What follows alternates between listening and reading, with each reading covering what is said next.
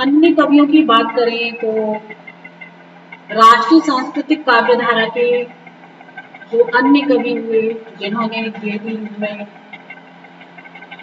अपना स्तंभ स्थापित किया काव्य साहित्य से जुड़ा हुआ, तो उसमें राम नरेश त्रिपाठी, उदय शंकर भट्ट, जगन्नाथ प्रसाद मिलिंद और रामधारी सिंह दिनकर सभी के नाम उल्लेखनीय हैं।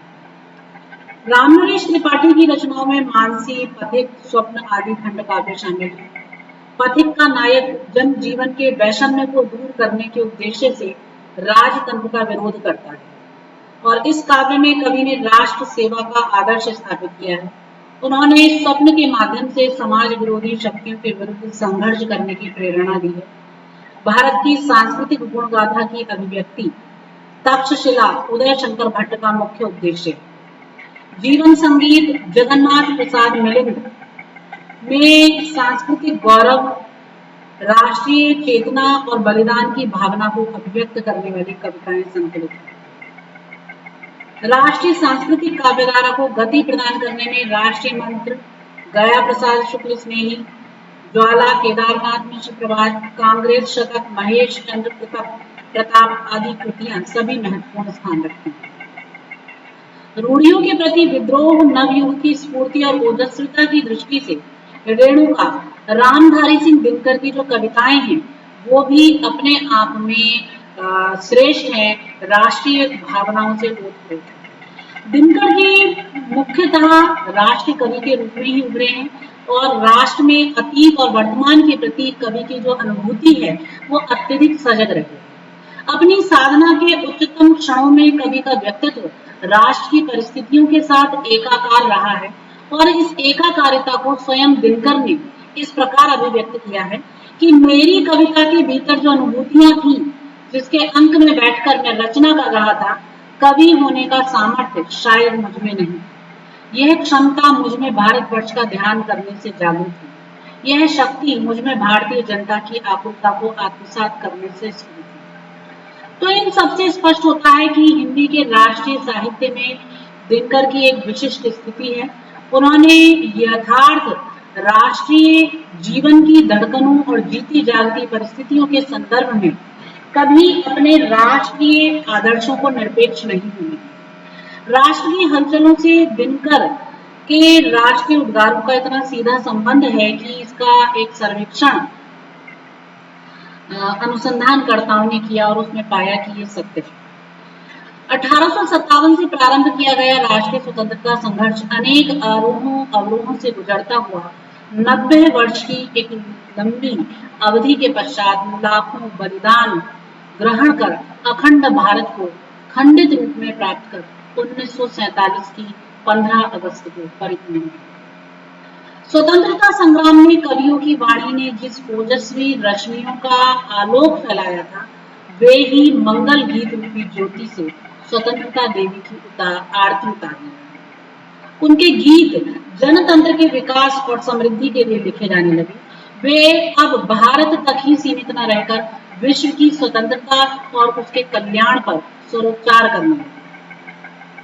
मातृभूमि का प्रेम कवि के साहित्य में इस प्रकार व्याप्त है कि वो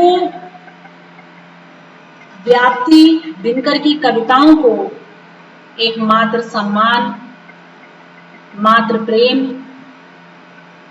और मात्र सहानुभूति के प्रति आकृष्ट होता हुआ परिलक्षित करती है। मातृभूमि का गान दिनकर की कविताओं में अत्यधिक व्यक्त हुआ है। दिनकर की अधिकांश रचनाओं में मातृभूमि के प्रति प्रेम व्यक्त हुआ है। हिमालय जो भारत माता का किरीट है, कवि ने इसी यति को जानने का आह्वान किया है। मेरे नगपति मेरे विशाल, साकार दिव्य गौरव विराट, पौरुष के पूंजीभूत ज्वाल, मेरी जननी के हिम किरीट, मेरे भारत के दिव्य भाग, मेरे नगपति मेरे विशाल। हिमालय की विशालता एवं गौरव के वर्णन में कवि भारत माता के प्रति अनन्य प्रेम भी अभिव्यक्त करते हैं और साथ ही मातृभूमि को स्वतंत्र प्रेम के दृष्टि से देखते हैं।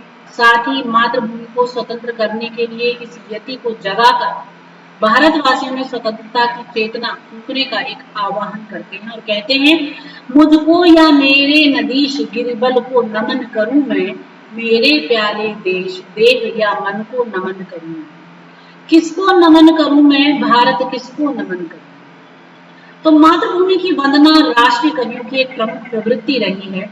और किसको नमन करूं मैं शीर्षक एक दूसरी कविता में कवि ने भारत की वंदना करते हुए उसके माध्यम से भारत की प्राकृतिक सुषमा का एक दिव्य एवं भव्य चित्र उपस्थित किया है। तू तो है भवलोक जहां उन्मुक्त मनुज का मन है, सन रस्ता को लिए प्रवाहित शीत स्निग्ध जीवन है। जहां पहुंच मानते नहीं नर नारी दिग्बंधन को, आत्म रूप देखते प्रेम में भरकर निकल भुवन।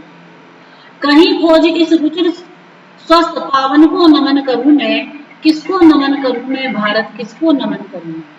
भारत नहीं स्थान का वाचक गुण विशेषता का है, निखिल विश्व को जन्मभूमि वंदना को नमन करूं। तो यहाँ ये बात स्पष्ट करती है कि उक्त पंक्तियों में यद्यपि मातृभूमि की वंदना के उद्गार अंकित हैं, सामाजिक एवं राजनीतिक स्थिति देखकर कवि के मन में जो उद्वेग उत्पन्न हुआ उसी का सूक्ष्म संकेत इस कविता में किया गया है।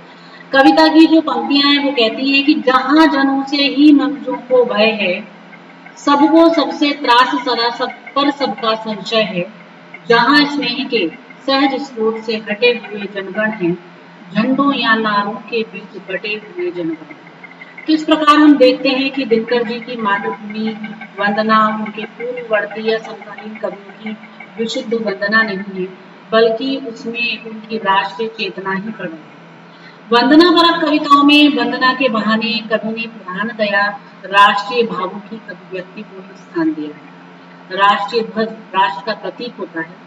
देश को स्वतंत्रता प्राप्त होने पर कवि ने ध्वज वंदना के भी गीत गाए हैं। कहते हैं कि नमो स्वतंत्र जाति की ध्वजा, नमो नमो नमो अनंत शौकशील शक्ति धारणी प्रणय प्रसारणी, नमो अर्गट वारणी, नमो मनुष्य की सुभेषणा प्रचारणी, नवीन सूर्य की नई प्रभा, नमो नमो। तो यहाँ पर कवि ने वह अपने देश के प्रति, अपने राष्ट्रीय ध्वज के प्रति अपनी श्रद्धा सुमन समर्पित किए हैं।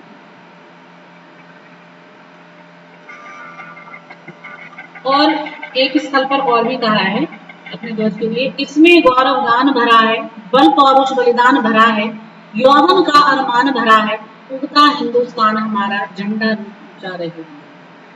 तो ये जो काव्यांश है इसमें जो स्वर है वो विशुद्ध वंदना के बदले उसमें राष्ट्रीय भावों की व्यंजना प्रमुख रूप से निहित है और भारत के सौख्यशील शक्ति प्रेम उदारता बलिदान पौरुष आदि गुणों का अंकन विशेष रूप से किया गया है। यहाँ पर यह बात भी परिलक्षित होती है कि मातृभूमि के प्रेम की कविताओं की संख्या दिनकर जी की रचनाओं में सर्वाधिक। दिनकर जी के हृदय में राष्ट्रीय भावना का उदय बड़ी प्रगाढ़ता के साथ।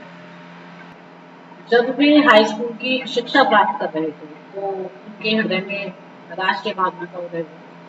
उनके आदर्श के रूप में राष्ट्रीय भावनाएं व्यक्त करने कुछ ऐसे हिंदी कवि हुए जिनमें गुप्त जी हैं, माखनलाल चतुर्वेदी जी हैं, सुभद्रा कुमारी चौहान हैं, बाल कृष्ण शर्मा नंदी हैं और त्रिपाठी जी हैं। तो इन सब ने मानो एक आदर्श इनके समक्ष उपस्थित किया और उन्होंने कविता के द्वारा अपने ऊपर पड़े हुए जो प्रभाव हैं उसके संबंध में चक्रवाल की भूमिका में ऐसा लिखा है कि जहां तक याद है कविता, जहां तक याद है तो उसमें लिखते हैं कि कविता लिखने की प्रेरणा मुझ में नाटक और राम देखकर उत्पन्न हुई। जब मैं नाटक वालों के मुख से कोई गीत सुनता, दूसरे उसी धुन में एक नया गीत बना होता। यह भी प्रथम विश्व युद्ध की समाप्ति का आसपास का वातावरण है। जब मैं 8-10 साल का रहा होऊंगा तब कानपुर के प्रताप में एक भारतीय आत्मा की यह कविता छपी जिसमें उन्होंने लोकमान्य तिलक की मृत्यु पर लिखा था।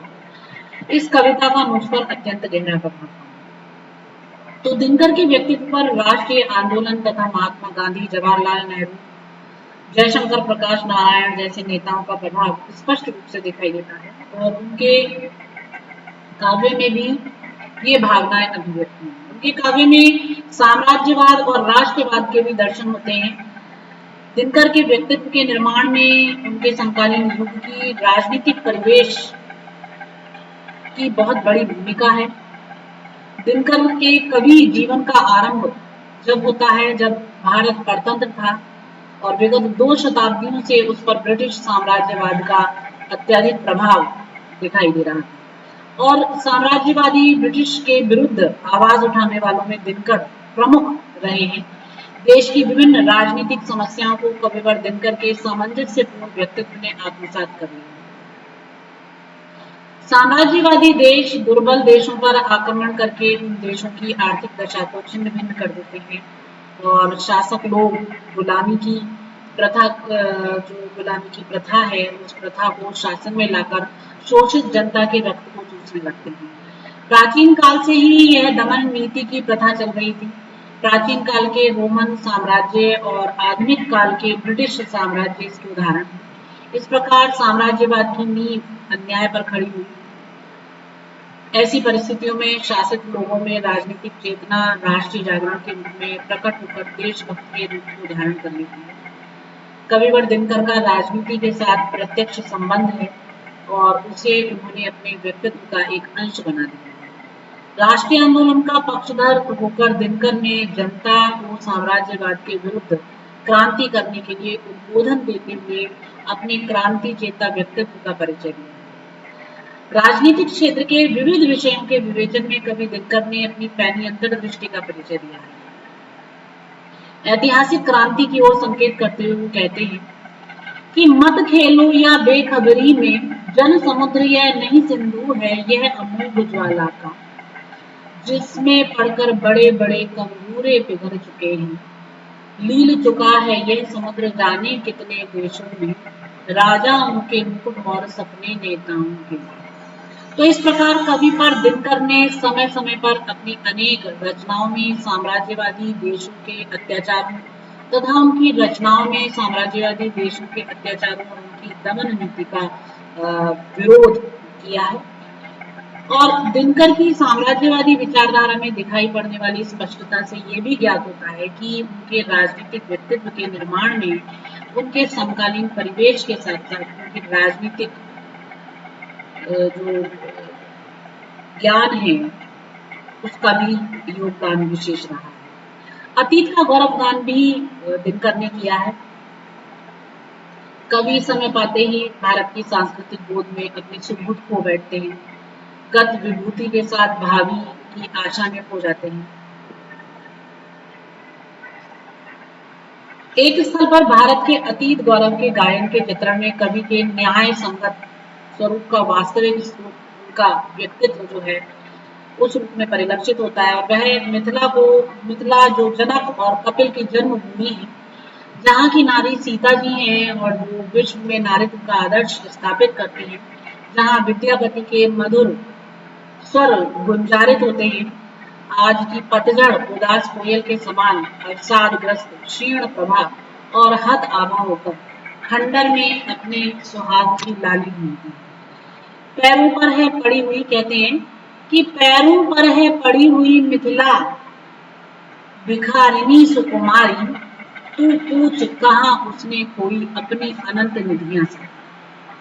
तो आतुरता से भरी दिनकर की वाणी पहले उन प्रतीकों की ओर मुड़ी जो वर्तमान में भी अतीत की अंगड़ाइयों के लिए खड़े हुए थे, जहां उनकी क्रांति भावना रक्त और अग्नि के प्रतीकों के माध्यम से व्यक्त हुई है, भौगोलिक देशों के रूप में दिखाई देती है। तो दिनकर के काव्य में जो क्रांति भावना रक्त आदि की अभिव्यक्ति हुई है, जो भौगोलिक देश और अतीत काल के समन्वय से परिवेश के अनुकूल मुखरित होते थे, इनमें सबसे अधिक विशाल एवं गतिशील प्रतीक हिमालय है। भारत की आत्मा के इस प्रहरी से कवि की से जो भारत की दुर्दशा है उसकी कहानी सुनते हैं, उन्हें वह सब कुछ याद आता है जो कभी हमारा था, जो अब हमारा नहीं रहा। सहसा महाभारत के विजयी पांडव उन्हें याद आते हैं, जिनके के पौरुष की कहानी अब भी शीतल शिखरों पर अंकित है। हिमालय में विगलित इन कवियों व्यक्तियों पर अंकित है। हिमालय में जो इन व्यक्तियों के व्यक्तित्व हैं, उनसे पौरुष के प्रति दो व्यक्तियों की वे याचना करते हैं। उन उच्चतर मूल्यों के हिमायती की उन्हें आवश्यकता नहीं जो दुर्बल के लिए अभिशाप और लांछन बन जाते हैं। वो कहते हैं कि वे रूप युधिष्ठिर को न यहाँ जाने दो उनका धीर, पर फिरे हमें गांडीव गदा लौटा दे अर्जुन भीम। मतलब उन्हें अर्जुन और भीम चाहिए। तो अतीत का चित्रण हिमालय काव्य में बड़े ही सुंदर रूप में कवि ने अभिव्यक्त किया है।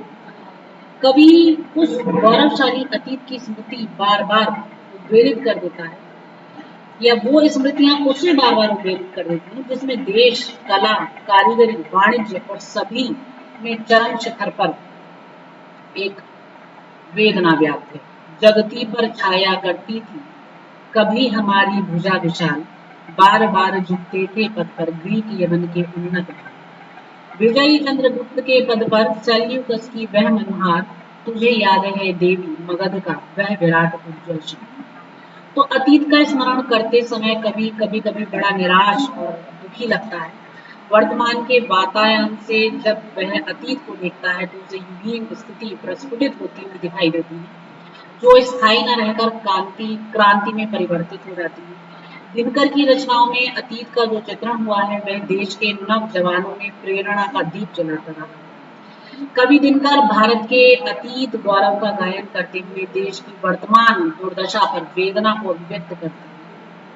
कवि का हृदय वास्तव में देश कल्याण का आकांक्षी है और इसी कारण से ही कवि देश के अतीत वैभव की ओर एक बार सभी की दृष्टि आकर्षित कर पुनः उसे प्राप्त करने की प्रेरणा देते हैं। मिथिला में भारत के ऐतिहासिक गौरव और वर्तमान वैषम्य का चित्रण हुआ है। कवि कहते हैं कि खंडहर में खोज रही अपने उजड़े सुहाग की हूँ लाली, मैं जनक कपिल की पूर्ण जननी, मेरे पुत्रों को महाज्ञान, मेरी सीता ने दिया विश्व की रमणी को आदेश दान।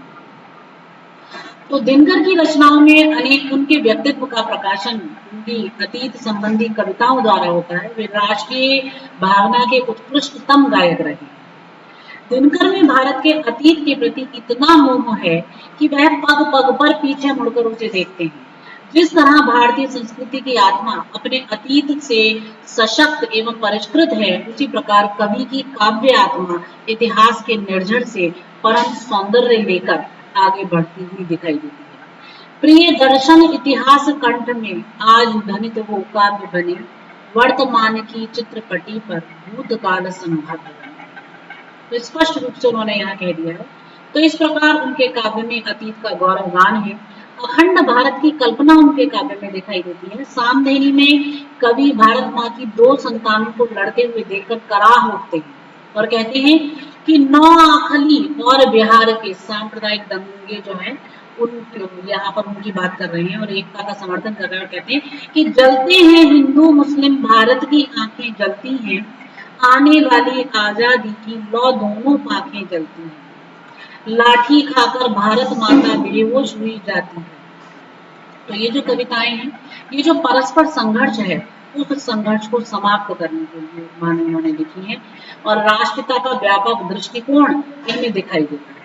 स्वतंत्रता के पूर्व कवि जिस लक्ष्य को लेकर क्रांति की गूंज के स्वर सुना रहा था, वह लक्ष्य मानो पूरा हुआ। देश के प्रेम के नाम पर अहंकार और अभिमान की ज्वाला धधक उठती है, परंतु जब देश स्वतंत्र हो जाता है तो ये सारी भावनाएं स्वतः खत्म हो जाती हैं। कवि दिनकर स्वतंत्रता से पूर्व जिस राष्ट्रीयता की मुक्त कंठ से प्रशंसा करते थे, अस्वस्थ दृष्टिकोण बाद में बना लिया। कवि भारत ही नहीं, समस्त एशिया की पावन धाराओं को एक होते हुए देखने की कल्पना करते हैं।